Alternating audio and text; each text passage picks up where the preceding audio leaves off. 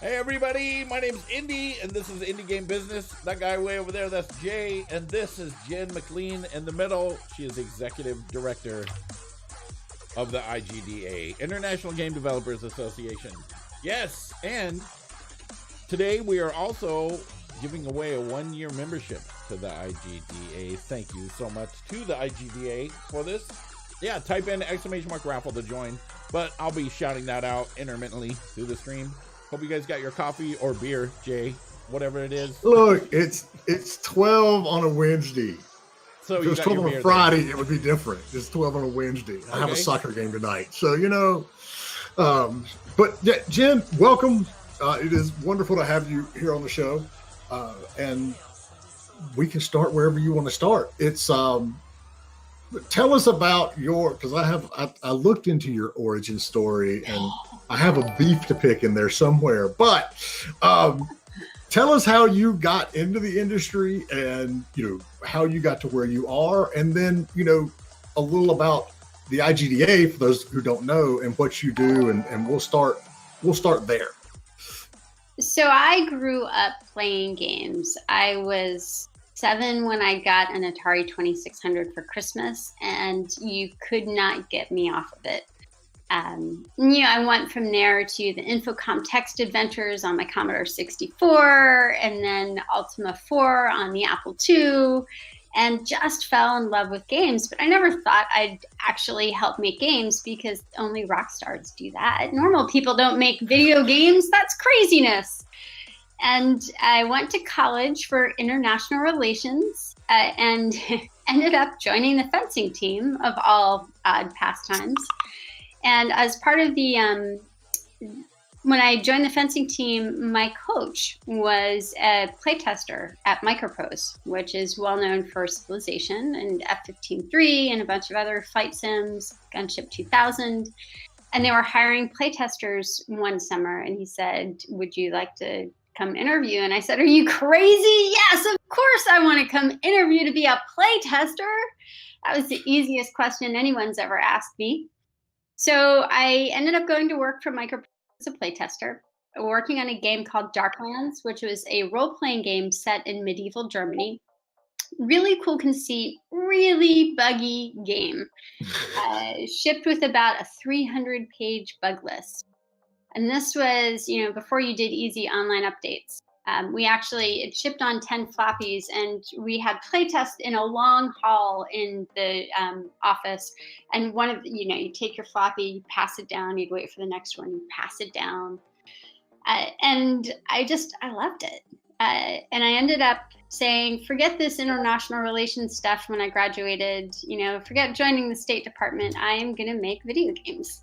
And ended up being the lead tester on Civilization 2, which was an amazing experience, and then going to AOL and working in their games back at the dawn of online games for about 6 years, then going to Comcast and running their games products, and it's kind of snowballed from there.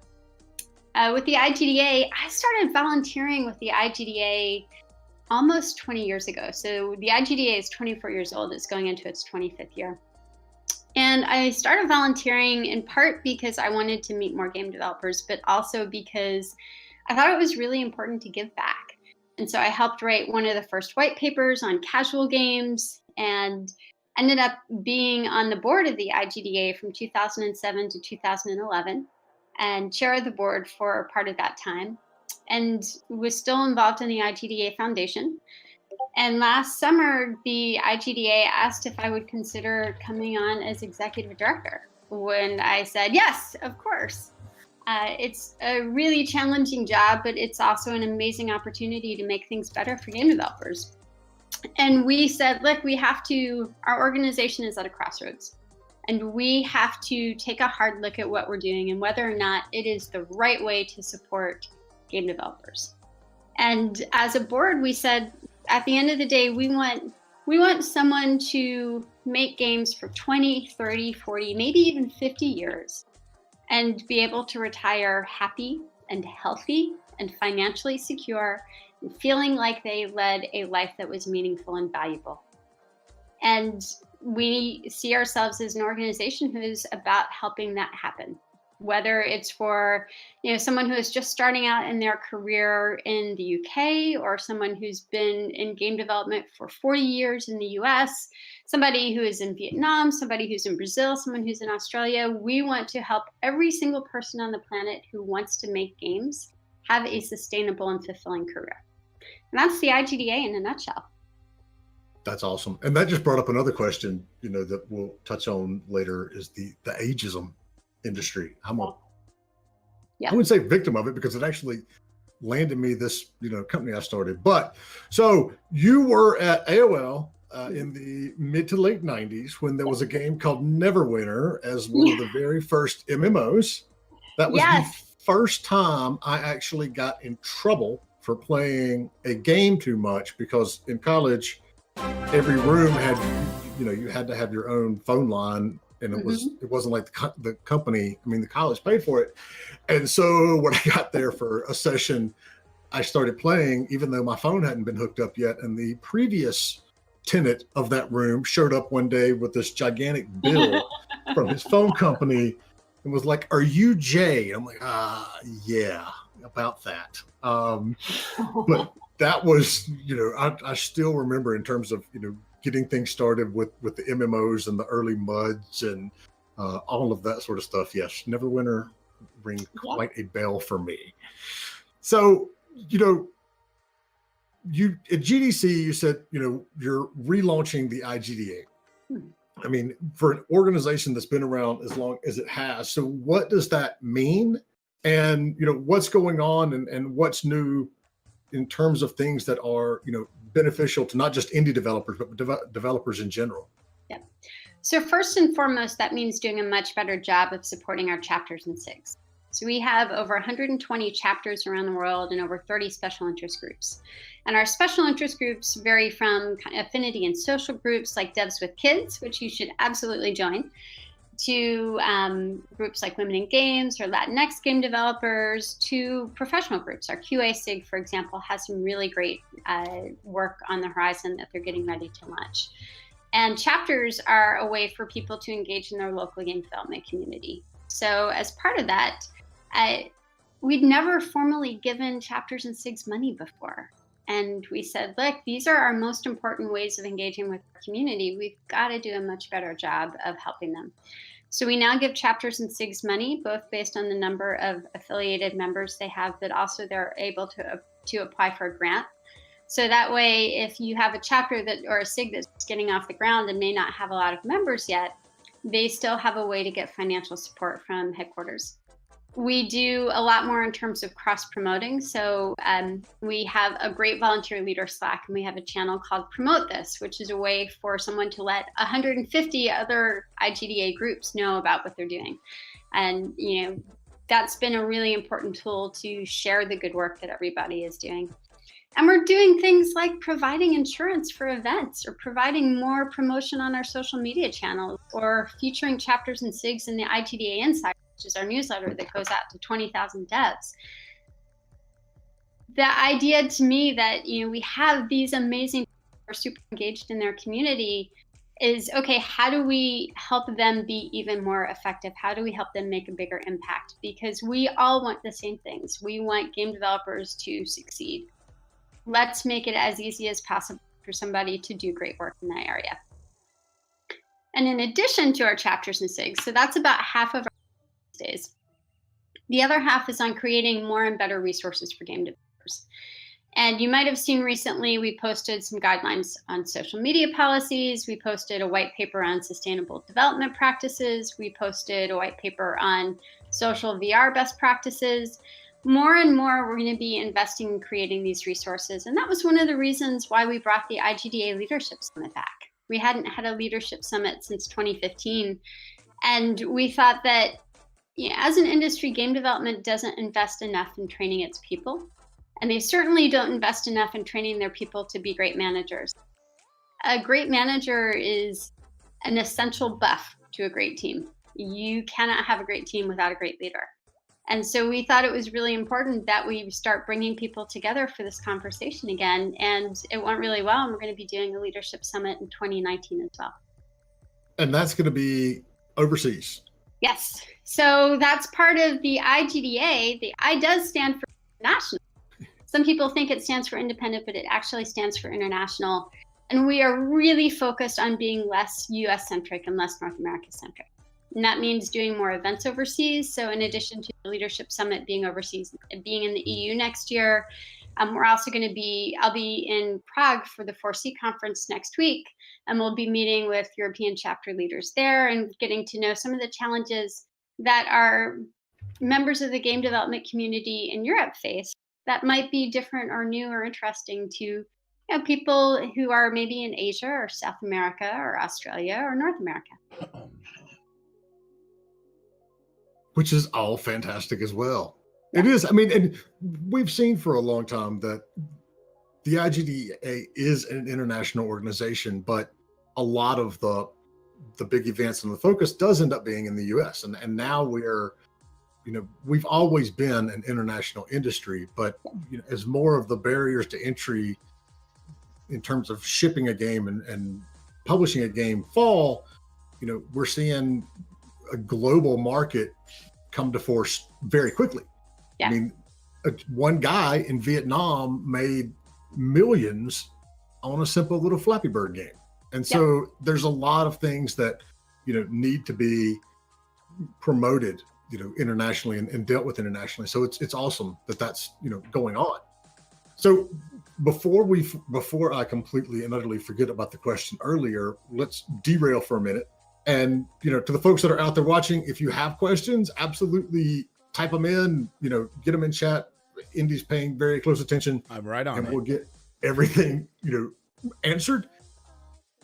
As the industry get older, we get older. I've been doing this for 20 years. A lot of my peers have been doing this, 15, 20, 30 years. How are you seeing ageism affect the industry in the, good and bad way? And what can we do, to basically lessen the bad part of that? Yeah, it's a really big question. And it's something that as an industry, we need to be much more conscious of, in part because it's just smart financially. So I had the privilege of hearing a gentleman who works for a company called Quantic Foundry, and who does behavioral research on the way that the way that people play video games. And he has a study where he mapped different behavioral profiles. We often talk about games for women or games for girls, but as it turns out, there is a bigger difference in the play patterns between an 18-year-old man and a 50-year-old man than between the genders at any age. So we shouldn't be talking about making games for girls. We should be talking about making games for older people. Because if you think about it, and this to me intuitively makes sense, think about your gaming life and how you gamed when you were 7, 17, 27, 37, 47, so on and so forth. Your life changes, so how you game changes.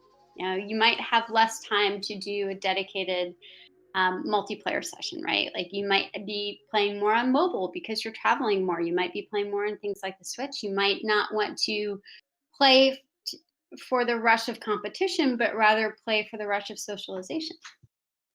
Our audience is getting older. And if you look at the demographics, it is basic fact that if you want to grow your business at all, you need to work on attracting people who are older to play your games. You cannot do that if your games are made by 25-year-olds. So ideally, what you want from a business perspective is a diverse team because you want a diverse player mix. And when you think about how the industry approaches ageism, I think it is really important to consider, look, if you're saying you don't want anybody over 40 playing your game, you're missing out on a huge part of the audience. If you're saying you don't want anybody who is over 40 making your game, you need to really ask yourself why. Because those are people who have learned the hard lessons. We have the scars to prove it. They are people who can bring a ton of experience.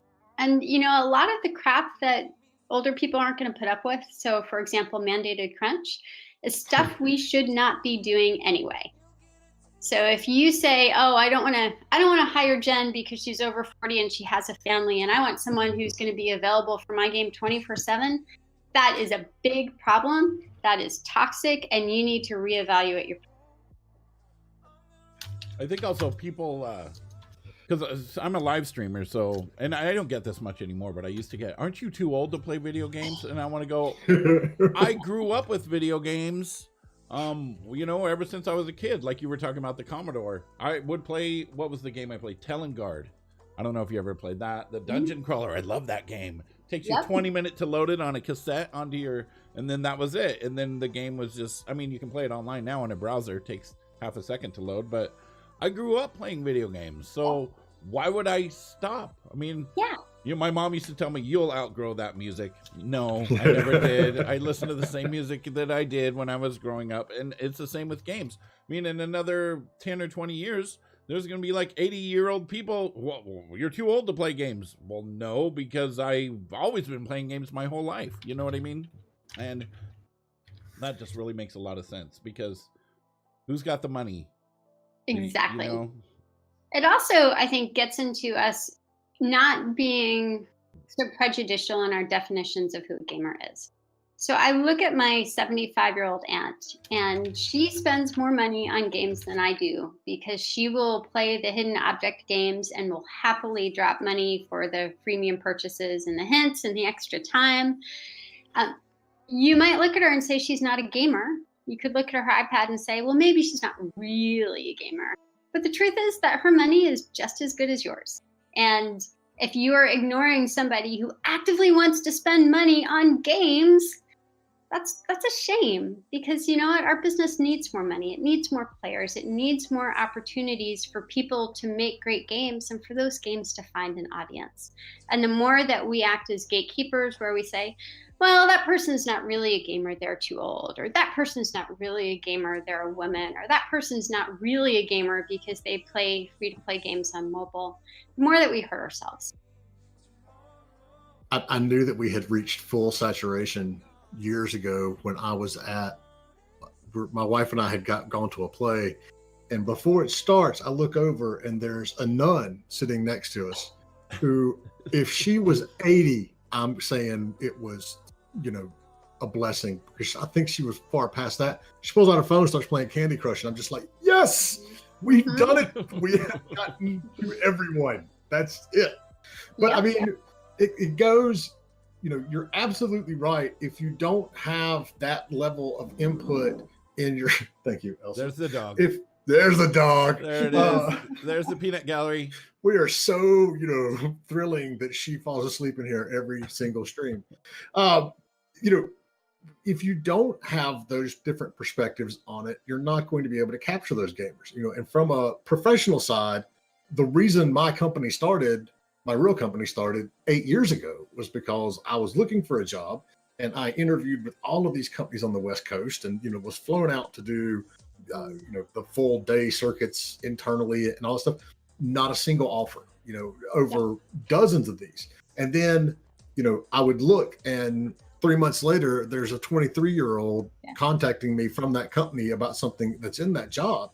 And I was like, I don't want to move my family all the way across the country, to a job that, one, isn't going to be a good fit, but two, somebody may have a bad stock day, and, the next thing I know, we're all laid off and I'm stuck on the other coast.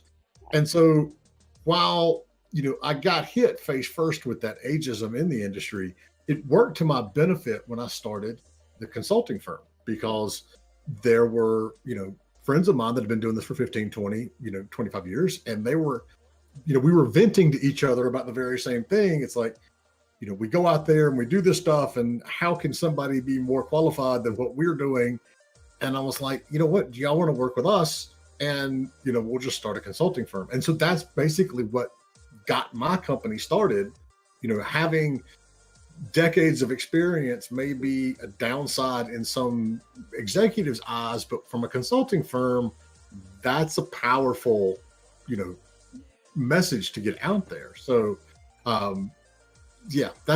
it's always one of those things that hits close to home. And I know, we're all getting older, and we want to do this forever if possible. So, it's good to make sure that folks understand that no, you're not going to capture that extremely lucrative demographic, because we're the ones with big salaries that can afford to spend money. If we don't capture that now, then you're not going to have that hook in your game. So, all right. So, obviously the IGDA isn't just for indie teams; it's for all developers. But I think we here at this show focus most of our attention on the indies, because they're the ones, getting up off the ground and learning. So, what are the biggest challenges that you see in the industry today, facing those smaller, newer, indie teams? That's such a great question. And from my perspective, supporting indies is really where, so when I think about the IGDA, about 6% of our time is spent, and time and resources is spent on supporting individuals. Now, no matter where you work, no matter what you do, we want to really help you grow in your career. About 30% of our time is spent on supporting companies. And that's because I think game developers should be paid fair salaries and have steady work. And they can't do that if the companies aren't successful. When you look at the interests of game developers and the interests of the companies that they work for, as a Venn diagram, there's a lot of overlap there. And so we focus on that overlap because, again, we want game developers to get paid well. We want them to not have to worry about relocating in 2 years. And about 10% is advocating on issues that impact the larger video game community. So when I think about how we use that 30%, we get a lot more impact for our resources if we focus on supporting the smaller indie companies. Because at the end of the day, not a lot of what we do is going to impact an Electronic Arts or a Blizzard. But if we can help that 5-person team grow to a 15-person team, and then maybe grow to a 50-person team, that's really exciting. And I think we have to start thinking about, where are the Bethesdas of 10 years from now? Where are the Blizzards of 10 years from now? Where are the Valves of 10 years from now? Because if we want to keep growing as an industry, we have to keep growing those companies, and we have to keep developing them. In terms of how we do that specifically, over the past year, we cut our costs for indie companies significantly. So it used to be that IGDA membership for a small studio was $400. Now you can join as a studio of up to 15 for $200 US. And that will get you, again, up to 15 employees. And so that is really cheap. We have a lot more discounts now. If you use Unity, you can get a discount of 10 to 25% on your licenses. We have event discounts of over $5,000, including a $75 discount to GDC, which most people use and frankly makes up your cost of membership right there. We do a lot in terms of providing resources, because one of the biggest challenges for indie developers, especially indies releasing their first game, is you don't know what you don't know. And I was talking to someone who said, well, I can just Google what I need to know. No, you can Google what you know you need to know. You can't Google what you don't know you need to know. And we're really working hard on helping developers connect not only to the resources that we have, but also with each other. And that's where our chapters and SIGs come into play. Because I've never met a game developer who doesn't want to share the lessons they've learned. But we need to give them a way to do that. We need to give them a platform to do that. We need to give them the connections to do that. And at the end of the day, we are really about game developers helping game developers. So whether that's more support for chapters or SIGs, resources specifically for indie game developers, or things like being able to post on our Career Center with a job opening, those are all super important. We also are doing more in terms of things like insurance. So you're going to see, we work specifically with a company that helps with insurance for game developers. That includes things like liability and directors and officers insurance. So if you use a licensed property and you didn't clear it right, you want that insurance in place, right? Like anytime you take money from another party, you probably want insurance in place. We work with a company that has expertise in game development, who knows the challenges that we face, to help put together packages for indie game studios that are both cost effective, but also will really save your butt if anything goes wrong.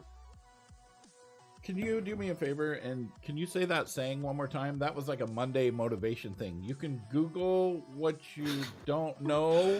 How did that go again? I want to get this on record because that was some wise stuff right there. You can Google what you know you don't know, but you can't Google what you don't know you don't know. That is totally some Monday motivation. Hashtag Monday motivation stuff right there. We need to Wednesday get that. wisdom. We need to get somebody working on that technology like immediately. Yeah. Hey, you're Googling this, but what you should really be Googling is Yes, that. exactly. Don't they already try that? Did you mean, Yeah, well, the will velociraptors eat my family? So the insurance is a absolute key part. One, because we see so many issues, particularly here in the U.S. with insurance. As a small business owner, I'll attest to that myself. But a lot of feet, and I forgot what you just called it. We always called it E&O insurance. Yeah. And if you work with any type of property, they're going to mandate that, and they're going to mandate you carry at least $1 million in insurance upwards. And it's hard to get.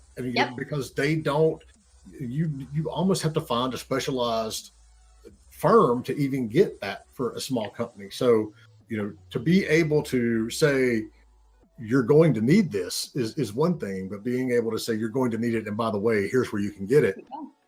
That's fantastic as well. And I've got a random incoming phone call. So that just derailed my train of thought. That's okay. That's okay. Let's since we're derailed and we're about 30 minutes in, let's talk about the giveaway 1-year pro membership to the International Game Developers Association. All you gotta do is type in !raffle. Plus, if the IGDA members get a 25% discount off the publishing guide at here. Let me get the link. I should have had that all ready and everything, but I didn't. Where we have a whole new site, a whole new URL, and a whole new price, because we did the very same thing. I looked at it and went, this is too expensive. And we were getting feedback of, this is too expensive. And so we cut the price down to $175. And then you get a 25% discount right here for the publisher's guide. And that's mobile and PC publishers. That's all of them. It's actually every 25. Publisher, it's all of them. Yeah. Excellent. Okay, now let's get back on the rails. I know how you like tangents, Jay, so I just thought I do. It's my lack of medication kicking in. So we talked about, and you and I talked before the show as well, about educating studios and people on the business part of stuff. And we've seen, I was going to say we saw 2 big layoffs last week, but now we see a third one yesterday with Big Fish announcing 15% of their studio is going to get cut. Capcom Vancouver, I write that off to, that's what publishers do. You ship a product, they do a bunch of layoffs. At the end of the quarter, they do a bunch of layoffs, and then they'll hire again next month. But it doesn't help the people that are there. And then we saw Telltale do the very same thing, and personally, I was absolutely infuriated that night as I'm looking at Twitter, and 90% of the comments on there were, well, what do you mean I'm not going to get the last season of The Walking Dead? And you better finish it. And I'm like, 250 people just lost their job with insurance that's going to last another 7 days. And they got absolutely no severance. And then, an article came out yesterday that said, well, Telltale was they got hit by the fact that this deal didn't go through. And that shouldn't happen. Another thing that I heard about that, and of course this is just hearsay, it's not 100%. Someone had posted that their friend had just got hired by Telltale, so they went over there and moved, and then when they came into work that day, they were told that, oh, sorry. Yeah. And again, that's a story. I don't know if it's 100% accurate. Even if that one's not true, I have seen that personally, and that was one of the reasons I said years ago I didn't want to move out to California or Seattle, because I watched a friend of mine do that. He was basically commuting from Seattle to Vancouver and got laid off at a studio up there, and then landed a job in San Francisco. So then he was doing like the Seattle, he'd spent 2 weeks in San Francisco, and he wasn't there a month, and that studio got shut down. And so, part of that is, lack of management and, foresight on the part of the companies involved. But, another part of that is so many of these, employees are contract employees. They're not, actual employees, they're freelancers, and they get, completely screwed. Yeah. What can we do as an industry to better educate, these teams and, I want to say possibly prevent it from happening, but reality wise, I doubt it's not something we can get rid of. But what can we do as an industry to help curb some of this stuff? And you know what? Another thing that is super scary, because it means that a multi-million-dollar company was living basically week to week and nobody knew about it. I mean, that is just, that's kind of mind-blowing. All right, I just wanted to interject that. So, Indy, I think you made a really good point there when you said nobody knew about it. The truth is that people did know about it. And I think part of what we have to ask ourselves is, it kind of goes back to that old adage, you can't change the way other people act, you can change the way you act. So one of the things, there are a few things that I always strongly encourage everybody to do. First and foremost, get it in writing. If you are ever doing any work, if you are ever expecting any money, get it in writing. I don't care if you're working with your best friend of 50 years or your spouse, get it in writing, because that will help protect both sides. You need to be really clear on what you are doing and what your responsibilities are and what you expect. And having that in writing is a really good way to make sure everybody's on the same page before you start down a path that can be both professionally and personally very, very costly. But then there's also asking people, and this is advice I give to every single developer, no matter where they're interviewing, no matter what they do, no matter what role they want to take, ask the tough questions about a studio's financial health. Where's the funding coming from? How much money do we have in the bank? How much money do we expect this project to cost? What's the difference between the funding we're getting and the cost of the project? What happens if that changes? These are hard questions to ask, but they are so important. And, having done a lot of interviews, nobody asks them, but you have to. Because at the end of the day, and you look at what happened with Telltale as a perfect example, they aren't going to be honest with their employees because they're afraid it will hurt the company. That's not okay. But the employee, okay. No, it's not. And there's being honest and there's being honest. I'm sure that they never lied to somebody's face. I'm not sure. I hope they've never lied to somebody's face. But there's a difference between not lying to someone's face and going out and saying, hey, we're going to start shutting the studio down because we want to pay out vacation time and we want to pay out severance. And we don't have any money in the bank after we do that. Or do you do that? Or do you then decide that actually we're really close to financing, we're really close to funding, we're just going to keep our mouths shut and we're going to hope everything works out? And Telltale took the latter option. And to me, that's a real problem because it removes consent on the employee's part, right? I think if they had said to employees, hey, look, here's the deal. We have 4 weeks of funding left in the bank. We are looking for funding with these different options. We think this is going to come through. We aren't sure about this, but you need to know this information and make an informed decision. You probably would have had a lot of people who cared really passionately about the work that they were doing and said, all right, we understand what's going on. We'll start looking for something else, but we're going to stay here and really try and help you ship and try and help you find that other funding too. When you don't give people information, when you don't give them the chance to make informed decisions, that's when what you do might be technically legal, but it's not ethical. It's not okay. Well, it may not be legal because we just saw a class action lawsuit get filed against them by one of the folks that got laid off because they said it violates, thank you, Elsa. It violates the, work labor laws of the U.S. and even more so in California. And I don't know that I have ever seen someone do that, and so it was interesting that that got filed. And my initial thought is you can sue them all you want, but at the end of the day, they don't have any money. But that's not true, because there's still going to be revenue coming in from the sale of, their existing games. It's not. I mean, I'm not an expert on bankruptcy law or labor law. I'm not even a lawyer. So now that I've got that disclaimer out of the way, I think the challenge is that we are all speculating on stuff where we just don't have information.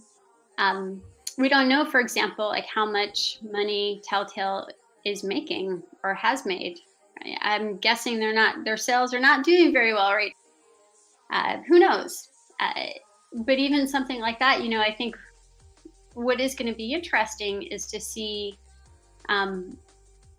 what, if anything, the employees get, because they were certainly entitled to a lot more than they got. The other thing, too, that this really reminds me of is, unlimited vacation sounds fantastic until you get let go or laid off. And then I'm guessing Telltale had unlimited vacation. You get nothing, right?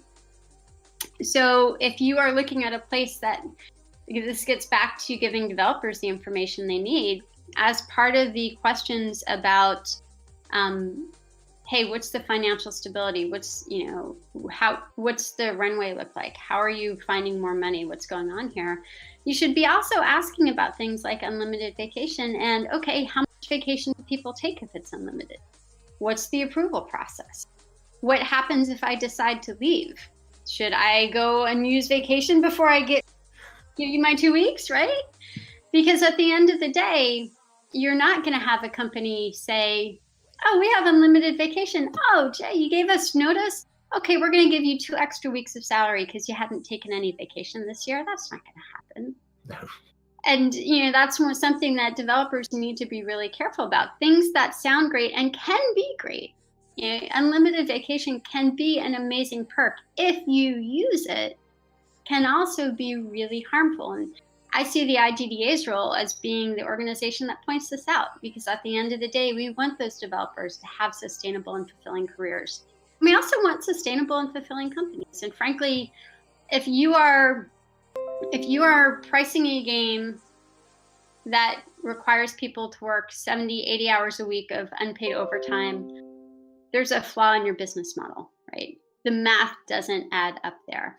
If you have a policy like unlimited vacation, but you don't let people take it, the math doesn't add up there. And so that's something that we need to be talking a lot more about. How does the math work? Are we using the right business models for our games? Are we making the right decisions based on the true cost of developing a game?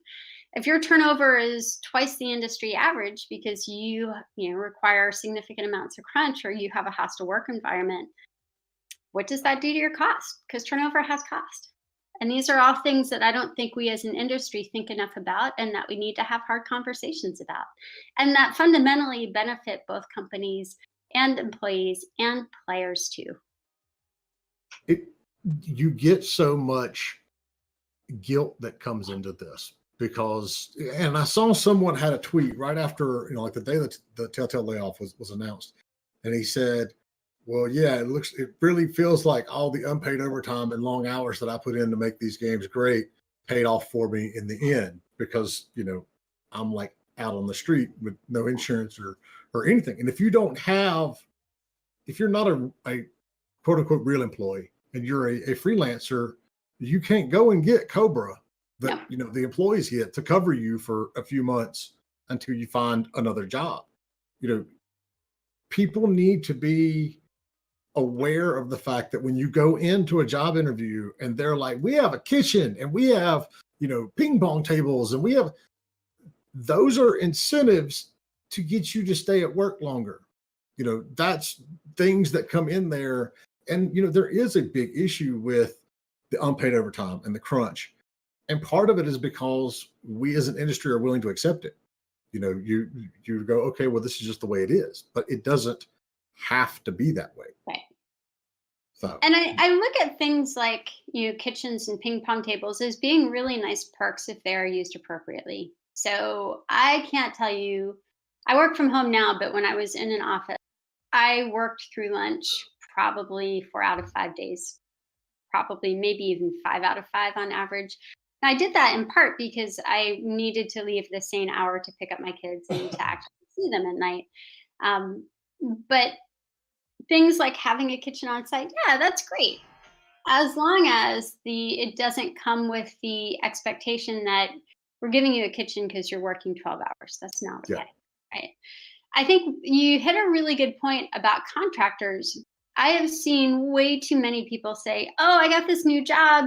It's a contract position, but I'm sure it's going to turn into a full-time position. No, you can never, ever, ever assume that. And I think it's really important for developers to say, okay, I'm on a 9-month contract. Here's the discussion I'm going to have with my manager at month 3. Here's the discussion I'm going to have at month 6. Here's the discussion I'm going to have at month 7. Because in some ways, being on a contract and knowing when it will end is better than being laid off unexpectedly. Right? You can see the train coming. You know it's going to be there. You can plan for it. And I think if you were given a choice of being laid off at some point over the next 12 months or having a defined contract, you might want the defined contract. On the other hand, you have to be prepared for that. And going in with your eyes open and having those hard conversations means like saying, hey, I'm 6 months into my contract. Are you going to renew? Should I be looking for another job? Are you going to transition me to full time? If you're thinking about it, tell me about the decision process that has to happen. Tell me what other options there might be working for you. Again, those are hard conversations to have. They're really hard conversations to have.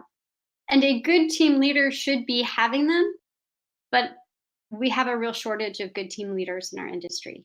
And so that's why an individual developer has to bring up the tough topics, because the alternative is to be really unpleasantly surprised and to put your financial health and your mental health and even your physical health and your family's health at risk. And that's not okay.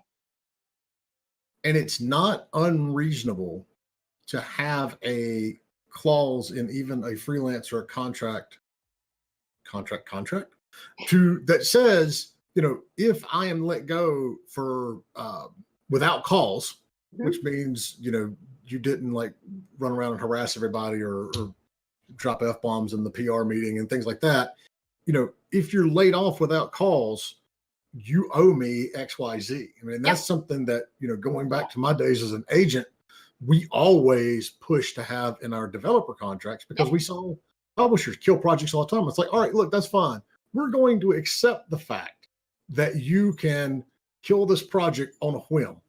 Yeah. But if you do, you owe us the next 2 milestones. Yeah. And, you can do the very same with your employment contract. You're not going to solve the problem of, well, I am freelance, and if they decide to let me go, they decide to let me go. But you can, mitigate some of that damage. And you will also, if you have something in there like that, you will also mitigate the fact that, you're going to get laid off, because they'll look at it and go, oh, God, we're going to have to pay him for 2 months anyway. Maybe we should just keep going. Yeah. So they are hard conversations to have, but at the same time, thanks. You got to have them. You have to have them. I mean, we're gone from the generation of our grandparents where it's, I'm working with this company and I'm going to be here until I die because they're going to, give me a pension and all this. No, we're past that. We are in a very real world now where even if you are an employee, you can get laid off. So many people that work at these companies aren't real employees. They are freelancers and contractors and that sort of stuff. So you can't go in with these big wide eyes. And you mentioned it. You got in the industry the same way I did. Somebody said, do you want to come in and test and evaluate these games? And I'm like, you're going to pay me to come play games? Yes, absolutely. And we do, and I see people and they interview for jobs at Nintendo or, a lot of these bigger studios that, they've always looked up to, and they kind of like let everything go to the side because it's okay. I'm working in this place that I've always wanted to work. Yep. I get it, but you've got to look out for you, because at the end of the day, no one else will. All right. Robin, so wait. So all this advice is really good. And I know on the IGDA website, there's resources and advocacy. So somebody that is looking to get a job, because you just listed a bunch of things, you should ask your employer these things. Is there a place on the IGDA website that has this kind of advice for people? Specific things to ask, because all of that stuff that you just said, I never would have even thought that I could have asked those questions. So I think, it would be awesome if there was a resource like that would, help people apply, or the questions they need to ask. Indy, none of that applies to you. You don't have to worry about any of that. We actually just had our board strategy retreat right after the leadership summit, and we prioritize two things for the next 2 years. And one is, again, supporting those chapters and SIGs, and the other is more resources to help developers accelerate career growth and also mitigate career downturn. So some of the things that we're looking at rolling out over the next six months include interviewing workshops, so coaching people on asking exactly those right questions, and also helping the people who are doing the interview be prepared to answer them, helping people understand how to do a good behavioral interview, again, on both sides. And we see in this industry a lot of, oh, I'm friends with Jay, so I'm going to hire Jay. Or, oh, Jay, we need somebody, oh, hire my friend Indy, right? There's a lot of that. We need to be smarter about how we bring on talent in the industry, not just in terms of interviewing, but also onboarding and making sure that we are treating them in a way that is ethical and legal. Just to clarify that one point, though, hiring me is a very wise decision. Well, that goes without saying, Indy. Come on. Okay. Things like contractors, making sure that everybody knows what a contractor can and can't do legally. That's important. And we need to be really clear on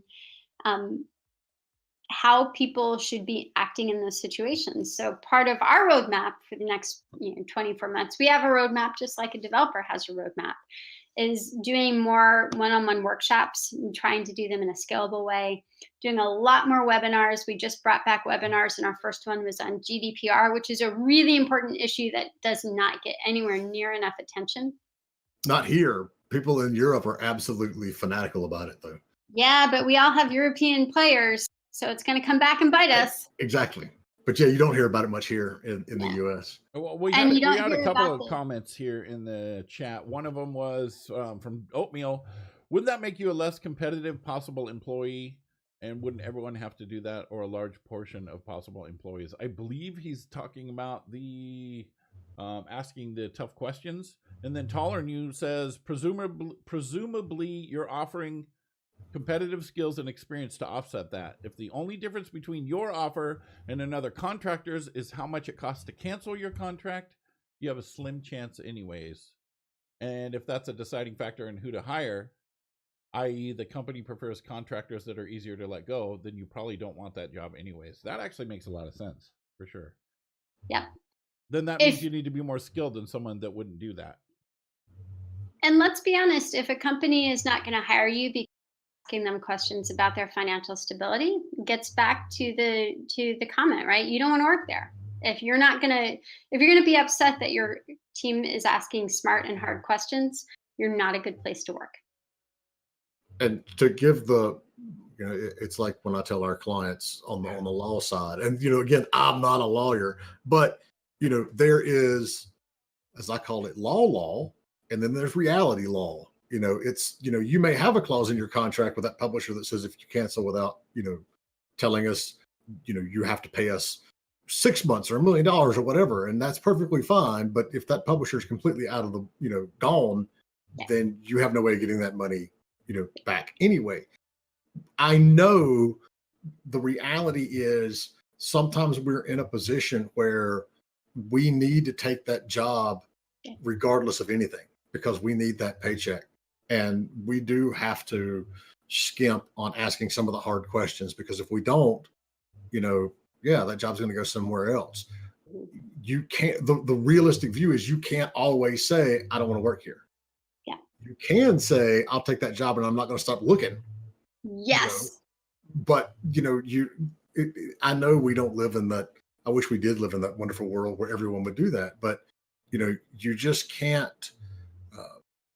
You can't settle. I mean, you can't, if these things aren't covered and you're not protected, you've got to make sure that you've got a backup plan somewhere down the line. Yep. And that gets back to, like, if you're running a company, making sure you've got more source of funding. It gets back to, if you have to take a job, you need to pay your mortgage, put food on your table, feed your family. I get it. But don't assume then that everything will work out for the best. And kind of assume things will work out for the worst, and prepare for that and be pleasantly surprised. And a lot of that means doing things like keeping up your network, making sure that you're engaging with your community. Even if you are not in an active job search, understanding what's happening in your community, whether it's by discipline or locality, is always going to help you. Because then people say, oh yeah, I really need somebody who can do this for me. I just talked to Indy at the chapter gathering last month. He'd be an awesome candidate for this, or, oh, I have a question about, starting a new company. I should ask Jay about that. And maybe he'll know somebody that would be a good fit for my PR agency.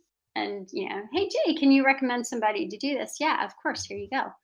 So that's something where I know this is a cliche, but, live together, die alone. And I think that's true for the industry as well. The more we collaborate, the more we share with each other, the more we protect each other, the stronger we are. This is not a zero-sum game. Yeah. And it still very much is a situation of, you're going to get more jobs based on who you know than you are on what you do. And it's a reality of the world. And so, you as an individual have to, take that extra effort to make sure that your personal brand is known. You can't count on people just like randomly finding you. And I know that collectively as an industry, we're not always the most extroverted people out there, but there are a lot of things that you can do, from either just being involved in, forum discussions, or, putting out blogs on Gamasutra or your own site, or wherever. You don't necessarily have to show up at mixers. You don't even have to be in an area where there are mixers. It's like we talked to Team Kaizen the other week, who are out in Montana. There's not a big development community in Montana, but you've got to be able to do things to make sure that you're all, that you're known, and that you're giving yourself the best shot at some of these stuff. Yeah. And Robin Yang at the Leadership Summit started off her talk by saying that we are an industry that traffics in dream jobs. And she is absolutely right. We have to be willing to walk away from what looks like our dream job when we find out that actually they crunch all the time, or they won't discuss finances, or they won't put in a clause where they provide information, or where they provide severance. If your dream job is not going to treat you like a human being, it's not your dream job, and you need to find another option. And if you have to take that job and you have to, pay your mortgage, put food on the table, that's great. Don't expect it to suddenly materialize into your dream job, and make sure that you are controlling the things that you can control. Very true. Good so, Tyler uses, how do contractors and union works? Are unions for employees only? Honestly, no clue. And unionization, I was waiting for this to come up. Unionization, for the last 20 years that I've known of, has always got brought up in the industry. Yeah. So, is that a route you see us taking? I've got my own thoughts on it, but I want to, hear where you come from, in the contractor and union type world. So unions are really complicated. And here's a little known fact about, I would guess 20 to 25% of IGDA members are union, because they are from Northern European countries like Finland and Sweden, where everybody belongs to a union. Literally everybody belongs to a union. Right? It's part of the social safety net, right? So when we talk about unions, we often don't talk about all of the different kinds of unionization or unions that exist, and frankly, that are already at work in the games industry. because it is a really complicated topic. It varies not only from country to country, but sometimes from territory to territory or state to state.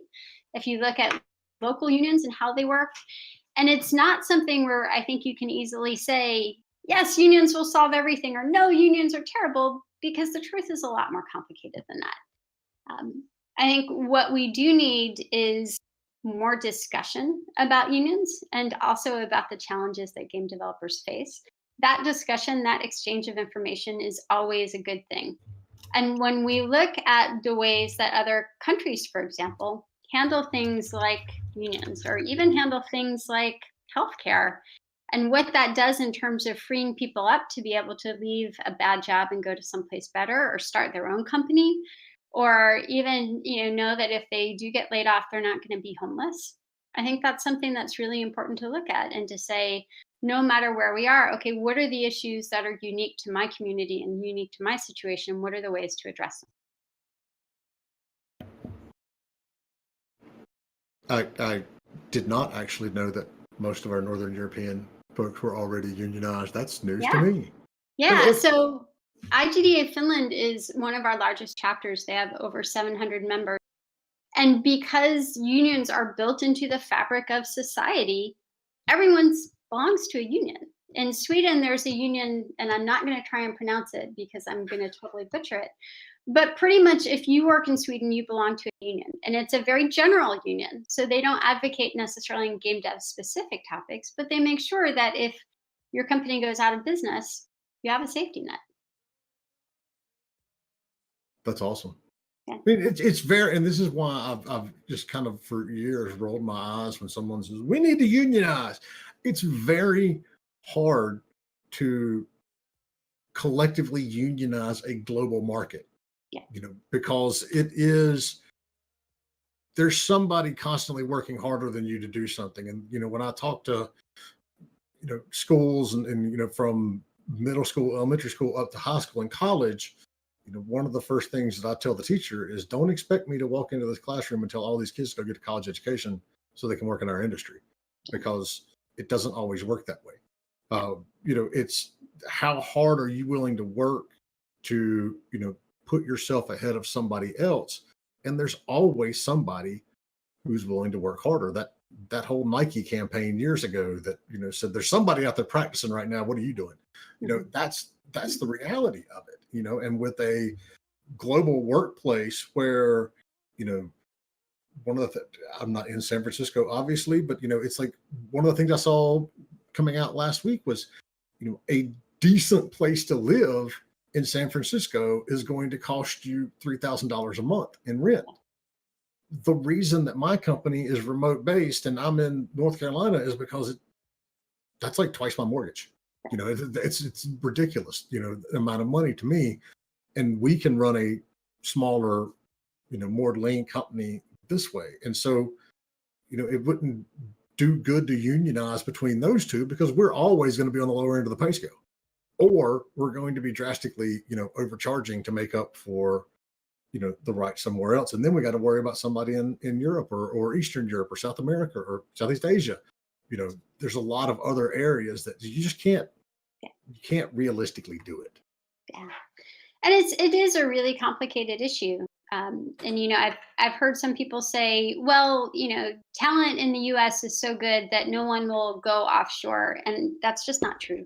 No. I mean, we've seen a lot of the acquisition. We've seen the talent in other parts of the world that will drive more jobs to, if there's a big enough difference in cost, will drive more jobs elsewhere. There's also a lot of discussion about how different sized companies are treated, because a large studio might be able to swallow a 20 or 25% premium on the workers, but maybe not. And maybe there are companies that have hundreds of people, but are living paycheck to paycheck. And that's also something where, that doesn't mean we shouldn't advocate for better treatment for workers and we shouldn't be more humane, but it means that it's a complicated issue and it's not something you can have a reasonable discussion about in a soundbite or in a tweet. Yeah. And that's also why, I'm really proud of like IGDA Chicago, who are hosting these discussions and who have really good open discussions about the pros and cons, because I think at the end of the day, more information is always better. And so when we have chapters who take the lead on those discussions in their communities, that makes me really happy. Somebody's got to talk about it, because if nobody talks about it, it just keeps happening. History just repeats itself. Mm-hmm. So, Yes. shifting gears a little bit, you wrote in your blog post on the IGDA site, you said, my only regret about the Leadership Summit this year is that travel expense makes it impossible to bring everyone to the event. I could not feel more passionate about the same thing.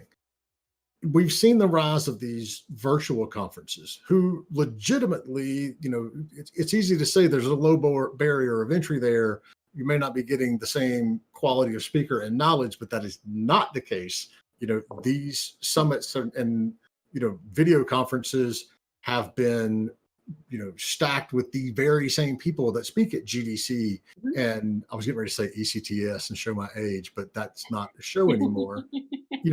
We're seeing, it is the same knowledge. We've had at least two of these pop up, the Business of Indie Game Summit and the Pro Indie Devs Conference, in the last 6 months to a year.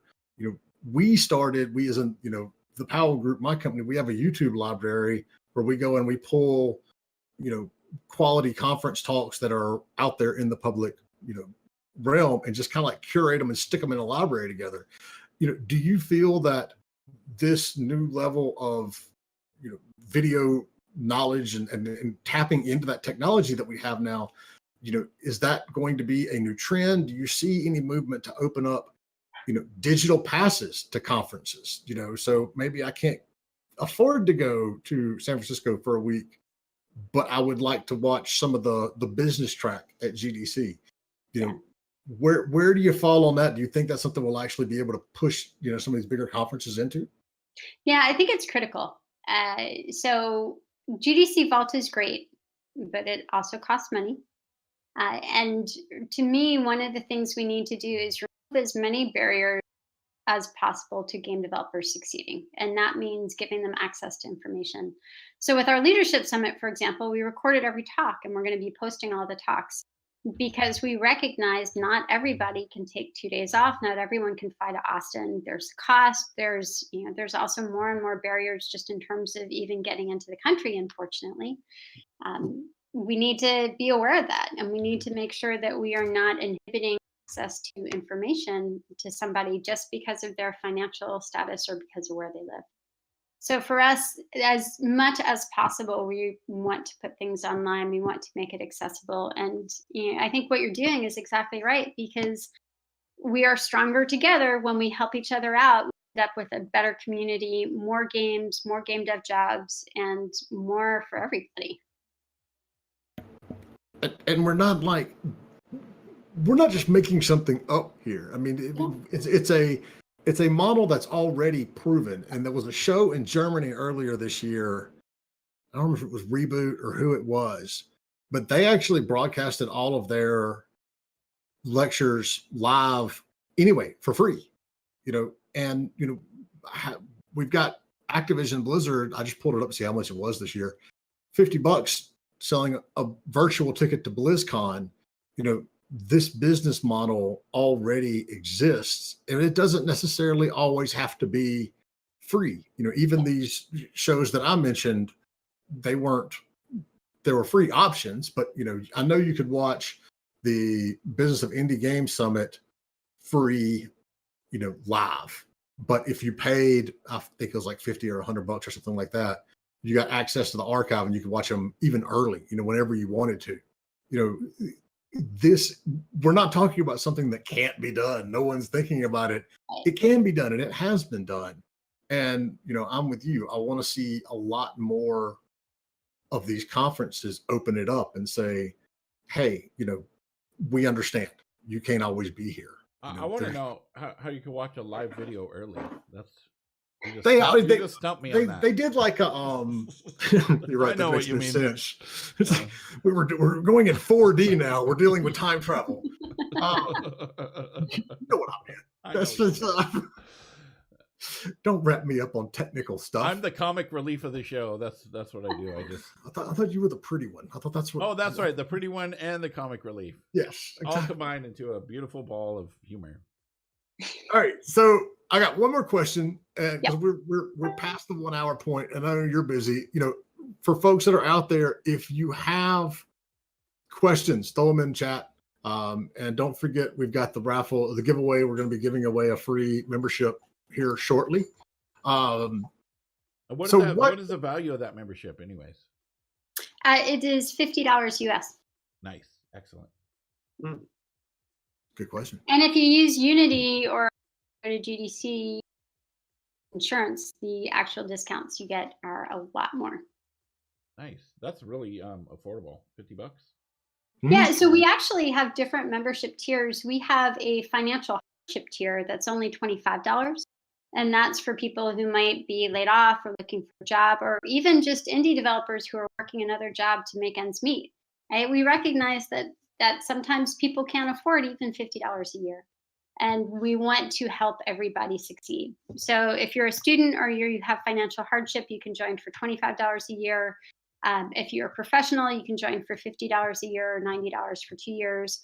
And we think it's important that everybody have access to the benefits and the advantages of membership. I'll post the whole shebang right here with all the benefits. There you go. Thank you. The benefits page. All right. So, obviously our show is, targeted towards the business, the marketing, the licensing side, and educating, teams that are out there. What resources are available, on those subjects at the IGDA, and what can we as our show, what can we do to continue to help all of us get this word out? So if you go to the resources page on IGDA.org, there's a ton of stuff there. So a few that I want to highlight because I think they're important. One is a credit standards guide. It's really important to recognize people for their contributions. And this credit standards guide is incredibly detailed and provides a lot of information on situations that might be a little bit tricky. What happens if someone was fired for cause 3 months before a game ships? What happens if somebody moved from designer to lead designer a month before the game ships? Like, how do you handle those edge cases? Guess what? There's a guide for that. And the guide is actually based on best practices in a lot of other industries as well. Some of our more recent resources, we've got a white paper on best practices for social VR. This is something that we need to be a lot more aware of, especially if you're developing for VR, AR, or MR. We've got a great white paper by Chris Stolarski and Zoe Bell on sustainable development practices. It is pretty short, but you can go through and ask yourself, gosh, am I doing this? Am I doing that? Am I doing this? There's some great stuff in there on things like harassment and preventing harassment, what to do if your employees are being harassed. We've got white papers on copyright law, DMCA. So there's a ton of information there, and it is all free. Go and take a look, check it out, and expect to see us adding to that significantly over the next year. If you have a topic you would love to see the IGDA have a resource on, definitely let us know. Email staff@igda.org and let us know what you want resources on. And let's see if maybe we can even work together and get that out there. Indy typed that in faster than I did. And quieter. Yeah, that's true. Indy's sending me messages about how I need to upgrade my gear again. All right, so last call. Crytex, you misspelled that, buddy. Last call for the giveaway that we're going to put it in there for the free pass. Exclamation mark raffle. Raffle. There you go. Get on in there. Crytek, try it again and put a second F in it. This is awesome. Thank you, Jen, for coming, spending an hour with us and bringing us up to speed on everything. Is there anything else that you want to touch on before we roll out? I would say, live together, die alone. We're all together, and game dev is not a zero-sum game. So It is, in fact, the greatest co-op game there is. Let's help each other out. We're all in this industry because we love it. I mean, that's just the reality of it. We can, the majority of us could make more money doing something else. But, you know, I've looked at, in 20 years, getting out of the industry 3 times. And every time I do it, I do a couple of job interviews and go, oh my God, I would hate this. And I keep coming back. So, all right, let's see. We're going to close the giveaway. Waffle. Waffle. Pines, you are the winner. Congrats. All right, Pines, send me You're in this industry because you're a masochist. We all have those days, you know. It's like, why am I doing this again? You know, I love meeting the other parents at school, and they find out what I do, and they look at me like, that's a job? And I'm like, yes, that really is a job. It's like, that must be awesome. You work in the game. And they're like, yeah, you know what? It's got its days. You know, it's got, you know, it's like everything else. But yeah, at the end of the day, we're in this because we love it. Pons, DM me your email address, and we'll get all of that stuff taken care of. Congratulations. And yeah, I mean, that's it for us. Thank you, Jen, so much. And we absolutely want to help you, you know, continue to get the word out. Just let us know what we can do. Thank you so much. It was really a pleasure to be here. Thanks so much for the opportunity. Yeah, thank you. And thank you guys. Thank everybody for coming in here. And if you're not following, please click the follow button. We'll be back. What are we doing Friday, Jay? I don't know. Who's in charge of that? Blam. On the spot. Friday, we have Lauren Carter. She is the co-founder of a new studio coming out of the UK. She has their first, it's a narrative game on mobile. And she's got an interesting, you know, way of getting to where she was an RAF pilot, and then she worked in TV and movies for a little while, and then she came to games. So we're going to be talking about her adventures in, you know, starting a new company in an industry she's never even been in, and, you know, what she's done with the game. And then on next Monday, of course, we'll do our mentor marathon. All the reruns, all day long. Yes. You know, now that we have this giant catalog of stuff that we can do. And then next Wednesday, Tobias, a good friend of mine, is going to be here. We're going to talk about licensing and IP. You know, he worked with Stardoll, you know, I want to say back in the day, but it really wasn't that long ago on the mobile side. And he was at Paradox, you know, Interactive for years. And most recently, he was the CEO of White Wolf Publishing. And so he's going to be talking on the licensing side of it and how it can help, you know, smaller teams and indie teams, and what to look out for and pitfalls. And we may end up turning it into a 1-hour bitch session between me and Tobias on all the different things that we've seen go wrong in licensing deals. So yeah, that's it. And then we've got some more queued up, you know, next Friday, and we've got talks coming up on the legal side of it, and a lot of other different things. We're just trying to finalize dates and times for everyone. So, you know, the same is true. If there's a topic that you want to see us cover, let us know, and, you know, we'll get on it. Or if you want to be a guest, do you have that link, the calendar link? Well, not handy. That's not a public thing anyways, is it? Not really, but if you want to be a guest, if you've got an interesting story to tell, let us know. Messages on our Discord. You can PM us there. Here, let me put the Discord link. Blam, join that Discord, and you can PM us and say, hey, I want to be on the show. And then we'll send you the calendar invite stuff.